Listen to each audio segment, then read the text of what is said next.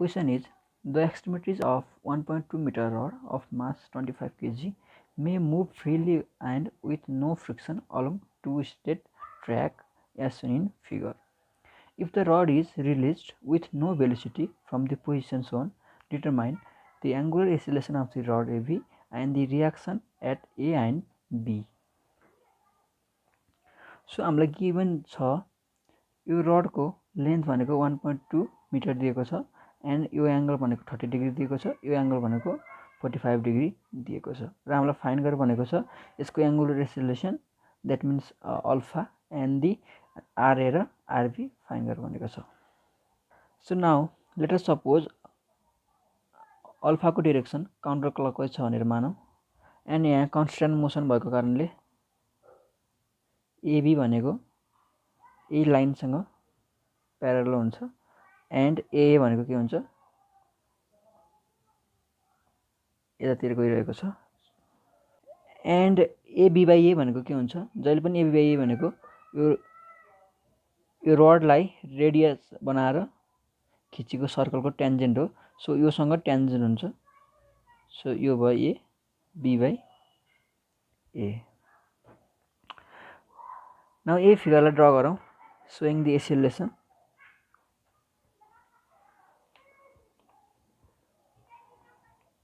यो रड छ, यो ए पोइन्ट भयो, यो बी पोइन्ट भयो। सो ए भनेको यता छ एन्ड यो भनेको सेन्टर जी भयो। ओके एन्ड यो भनेको 45 डिग्री को लाइन भयो। सो एबी भनेको यो हुन्छ एन्ड यो भनेको के हुन्छ सरी योसँग परपेन्डिकुलर यो ए बी बाइ ए हुन्छ। सो यो एंगल 30 डिग्री छ। सो यहाँ हामीले यसरी एउटा लाइन तान्यो भने यो एंगल पनि कति हुन्छ 30 डिग्री हुन्छ एन्ड यो र यो लाइन परपेन्डिकुलर छ। सो यो टोटल भनेको कति हुने भयो 90 हुने भयो एन्ड यो रिमेनिङ भनेको कति हुने भयो 60 हुने भयो। अल्सो यहाँबाट यसरी अर्को होरिजोन्टल लाइन तान्यो भने यो भनेको कति हुने भयो 45 डिग्री हुने भयो। सो यसैलाई हामी अब भेक्टर फर्ममा सो गर्दा फेरि यो ए भयो एन्ड यो भनेको एबी भयो एन्ड यो भनेको के भयो ए बी बाइ ए भयो। सो यो एंगल भनेको छ 45 डिग्री छ एन्ड यो एंगल भनेको छ 60 डिग्री छ र यो एंगल भनेको कति हुन्छ 75 डिग्री हुन्छ। So using a sine and law के भन्न सकिन्छ a by sine 75 degree is equal to AB by sine of 60 degree is equal to AB by a of sine 45 degree भन्न सकिन्छ। सो एबी बाइ ए भनेको के हुन्छ फेरि 1/2 अल्फा हुन्छ। सो यहाँबाट taking first and third part a by sine 75 degree is equal to AB by a upon sine 45 degree. So this implies a भनेको के हुने भयो AB by a upon sine 45 degree into sine 75 degree हुने भयो। So यो भनेको 1/2 alpha upon sine 45 into sine 75 हुने भयो 1.2 डिभाइड। सो यो भनेको 1.639 अल्फा हुने भयो एन्ड एबी भनेको के हुन्छ AB by A sine 45 degree into sine 60 degree हुन्छ 1.2 alpha upon sine 45 degree into sine 60 degree. So this is 1.47 alpha. So we get a भनेको के पायौँ हामीले 1.639 अल्फा एन्ड एबी भनेको के पायौँ 1.47 alpha.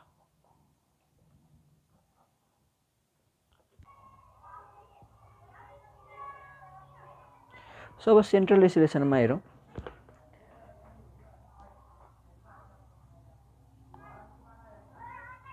This is a rod AB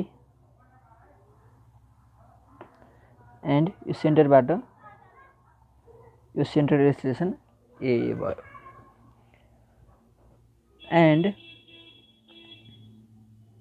perpendicular to this यो भयो a g by A so हामी ए बार भनेको के भन्न सकिन्छ एन्ड यो ए छ यो ए छ ए plus A g by A भन्न सकिन्छ so A bar X and A bar Y हेरौँ त्यसको लागि सिम्पली यो र यो जोडिदिउँ राइट यो एङ्गल भनेको छ 30 डिग्री छ सो यो भनेको नि कति हुने भयो 30 डिग्री हुने भयो एन्ड यो भनेको 90 डिग्री छ सो यो एङ्गल भनेको कति हुने हो 60 डिग्री हुने भयो अब यो ए जी बाई एलाई रिजल्भ गरौँ यो हुने भयो a g by a cos 60 degree and vertically downward यो हुने भयो a g by a sine 60 so A bar x भनेको के हुन्छ a minus taking this as a positive a g by a cos 60 degree हुन्छ so this is 1.639 alpha minus a g by a भनेको फेरि के हुन्छ ए g by a भनेको यो लेन्थ भनेको 0.6 अल्फा हुन्छ so 0.6 alpha cos 60 degree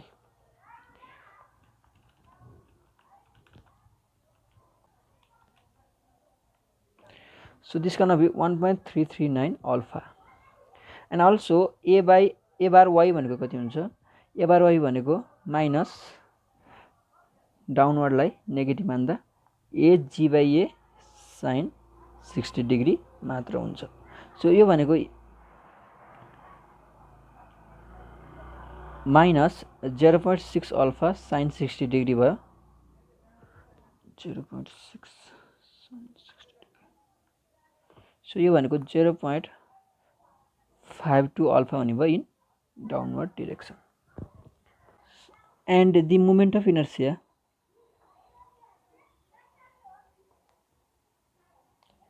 I bar is 1/12 ml square हुन्छ रडको केसमा सो 1/12 इन्टु एम भनेको 25 दिएको छ एन्ड एल भनेको कति देख्यो 1.2 स्क्वायर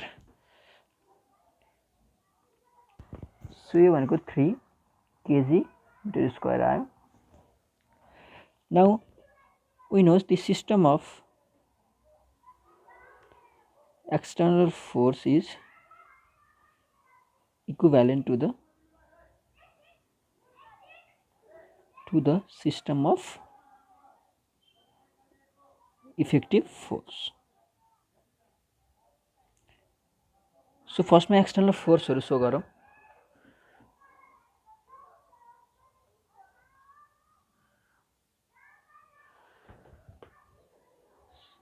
सो एउटा हुन्छ W external force अर्को हुन्छ RA रिएक्स RB अर्को हुन्छ R A and यो एंगल कति दिएको छ 45 डिग्री दिएको छ एन्ड यो एंगल कति दिएको छ 30 डिग्री दिएको छ which is equal to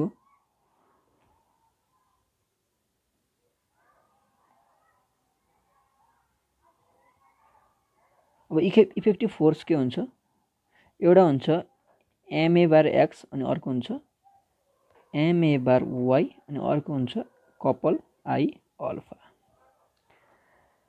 so अब यस्तो पोइन्टबाट मोमेन्ट लियौं जुन पोइन्टबाट चाहिँ यो रिएक्सन दुवै रिएक्सनले कुनै पनि मोमेन्ट दिँदैन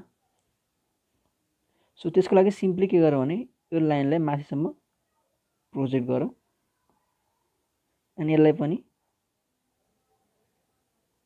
यसरी प्रोजेक्ट गरौँ यो दुईटा मिड भएको पोइन्टलाई O भनिदेऊ सो यो O पोइन्टबाट हामीले मोमेन्ट लियौं भने यो RB ले पनि मोमेन्ट 0 दिन्छ र यो RA ले पनि मोमेन्ट 0 दिन्छ र इजिली हामीले के I अल्फा क्याल्कुलेट गर्न सकिन्छ सो यो एंगल भनेको कति हुने भयो 45 डिग्री नै हुने भयो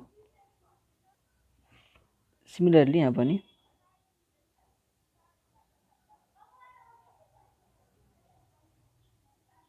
नाउ अब हामीलाई यो डिस्टेन्स फाइन्ड गर्नु पर्यो के यो डिस्टेन्स फाइन्ड गर्नु पर्यो।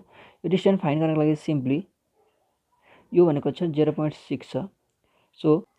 So cos 30 degree equal to के हुन्छ, this required distance let's say x by 0.6 हुन्छ।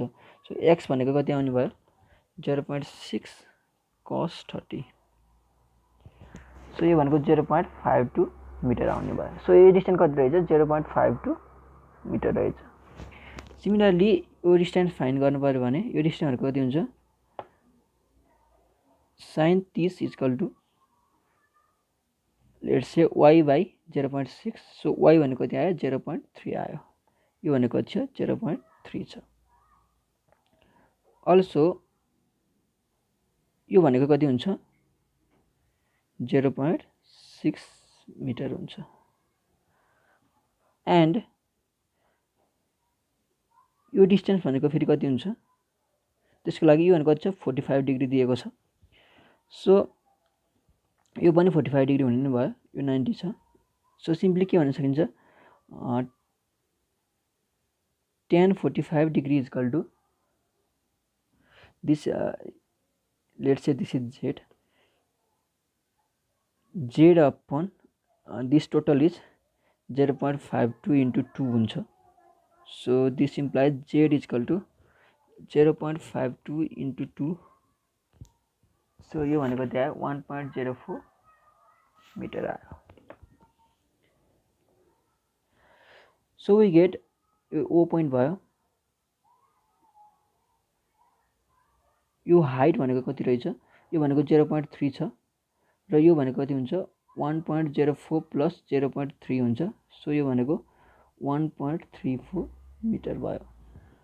सो यति गरिसकेपछि summation M O is equal to summation M O effective taking anti clockwise as a positive. This implies यसमा दिने भनेको W into distance भनेको 0.52 is equal to यसमा भनेको I alpha plus यसले पनि एन्टी क्लक नै दिन्छ। So M A bar Y into distance भनेको कति छ, यो र यो डिस्टेन्स भनेको 0.52 plus M A bar X into यो डिस्टेन्स भनेको कति छ, 1.34 छ। सो दिस इम्प्लाइज डब्लु भनेको फेरि कति हुन्छ, 25 into 9.81 into 0.52 is equal to I भनेको 3 अल्फा प्लस एम भनेको 25 इन्टु ए बार भनेको छ 0.52 अल्फा हामीले माथि निकालिसकेका छौँ इन्टु 0.52 प्लस 25 इन्टु ए बार एक्स भनेको कति छ, माथि हामीले क्यालकुलेट गरिसकेका छौँ 1.339 अल्फा छ इन्टु 1.34 हुने भयो। So this implies 25 into 9.81 get 127.53 is equal to 54.6165 alpha. So alpha is equal to 127.53 upon 54.6165. So this is 2.33 rad per second square is our हाम्रो, this is our first answer. Now summation f of x external is equal to summation f of x effective, taking this as a positive, then इसमें के छ, RB sin 45 degree is equal to m a bar x हुन्छ. So RB sin 45 degree is equal to this is 25 into a bar x भनेको कति छ, 1.339 alpha. So alpha is 2.33. So this implies RB is equal to 110.3 Newton.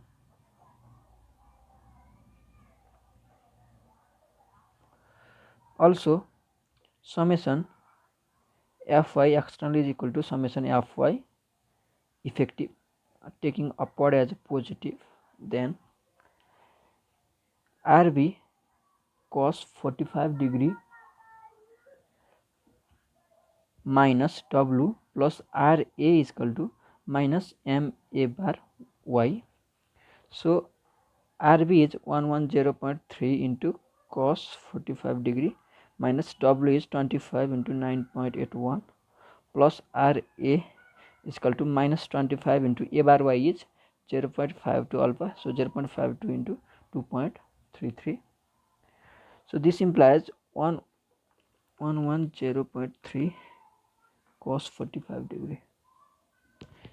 77.99 minus this is 245 plus RA is equal to minus 25 into 0.52 into 2.33, 30.29. So this implies RA is equal to 30.29 plus 77.99 minus 245. So this is 136.72 Newton. So this is the required answer for our question.